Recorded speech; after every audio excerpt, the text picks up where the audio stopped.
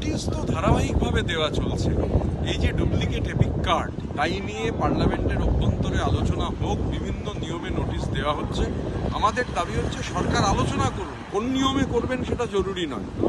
বিরোধী এমপিরা ধারাবাহিকভাবে লাগাতারভাবে এই নোটিশ দিচ্ছেন, কারণ ডুপ্লিকেট এপিক কার্ডও থাকবে আর ফ্রি অ্যান্ড ফেয়ার ইলেকশন হবে, এটা সোনার পাথরবাটির মতো ব্যাপার।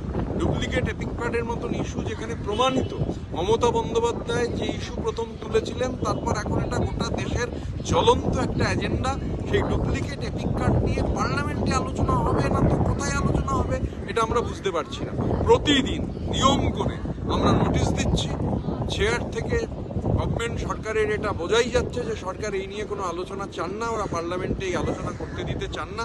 কিন্তু এটা এমন একটা জ্বলন্ত ইস্যু যে এটা নিয়ে আলোচনা অত্যন্ত প্রয়োজনীয়। ডুপ্লিকেট এপিক কার্ড থেকে যাবে আর স্বচ্ছ নির্বাচন হবে, ফ্রি অ্যান্ড ফেয়ার ইলেকশন হবে, এটা কখনো সম্ভবপর নয়। তাই আমরা ওয়াকআউট আজকেও করতে হয়েছে, বিরোধীরা ওয়াকআউট করেছেন সম্মিলিতভাবে। এটা শুধু মমতা বন্দ্যোপাধ্যায় শুরুতে বলেছিলেন এবং তারপর সবাই এই বিষয়টাকে সবাই মনে করছেন যে এটা থাকলে, এবং বিশেষ করে মহারাষ্ট্রে কয়েক মাসে 39 লক্ষ ভোটার বেড়ে গেল, দিল্লিতে কয়েক মাসে 4 লক্ষ ভোটার বেড়ে গেল। এই ব্যাপারটা ওরা ধরতে পারেননি বলে আজকে সেখানে নির্বাচনের কি ভয়ানক ফলাফল হয়েছে।